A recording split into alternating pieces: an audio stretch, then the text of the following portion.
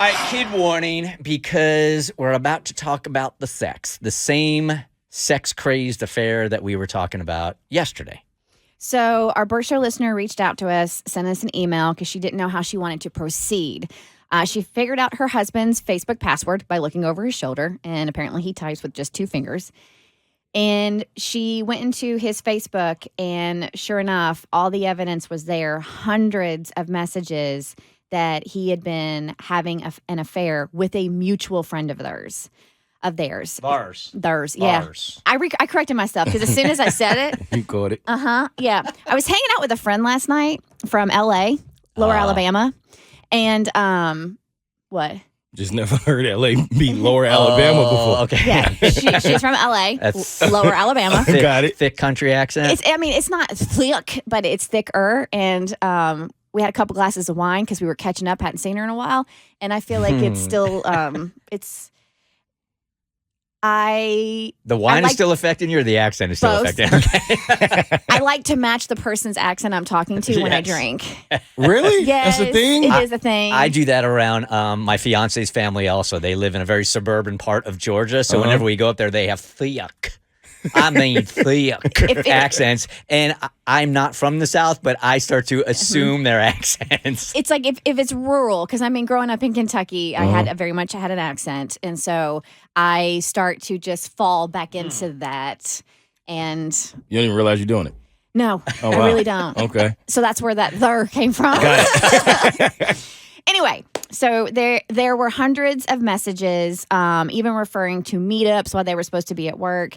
And obviously, she's trying to figure out how she wants to proceed. She wanted to take all these screen captures of these Facebook messages and send them to the mutual friend's husband and out the entire affair. So she didn't know. Should she talk to her husband first? Should she talk to her friend? Or should she just bypass both of them and send these messages to the mutual friend's husband and blow up everything? I don't know if her strategy was one out of vengeance or one out of trying to protect the mistress's husband. I don't know, but the intent was, I'm just going to scorch the earth here, right?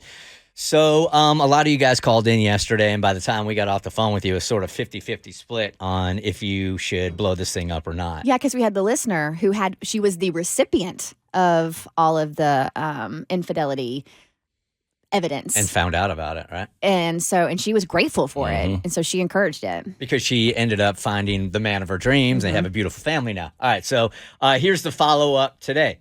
I went back and forth about what I should do. Finally, I decided that, quote-unquote, justice and karma might need some human intervention in order to happen. So I decided to just go ahead and send all my screenshots to the husband.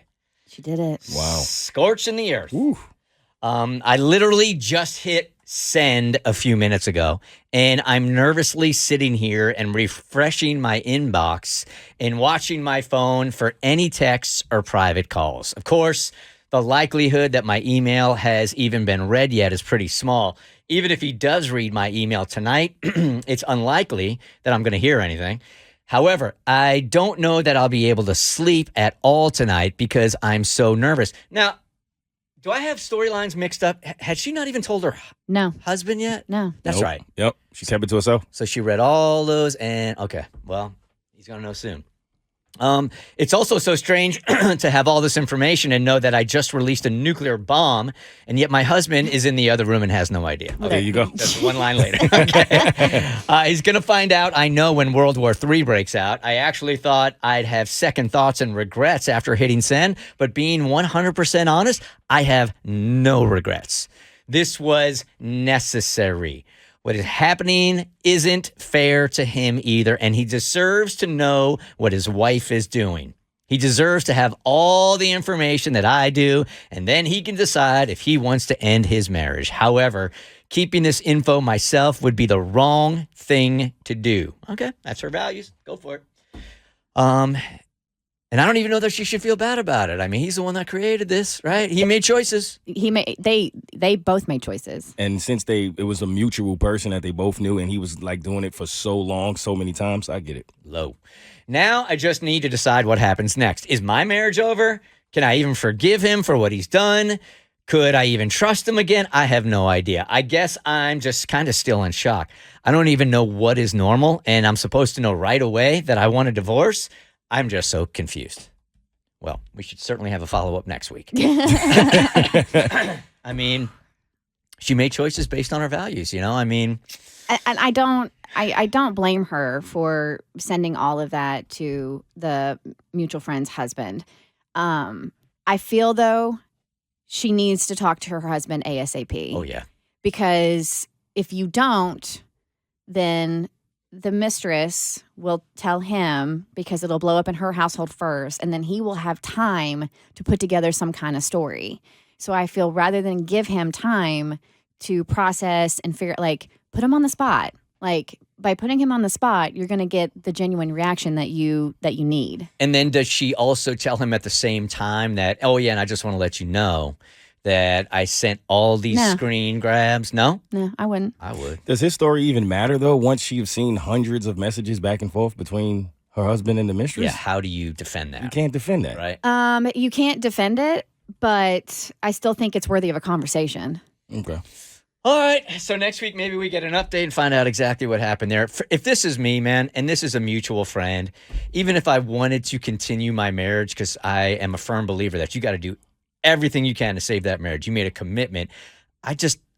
Emotionally, I'd be turned off at that point. There's nothing, I couldn't turn back. I might want to try, but I wouldn't be able to turn back. You? I'm with you on that one. There's no way. That kind of betrayal? No, I don't have it Not in at me. all. The Bert Show. Like what you just watched, you can get more of The Bert Show on your favorite podcast platform. Wherever you listen to your podcast, you can find us. I don't know what any of these buttons do, by the way.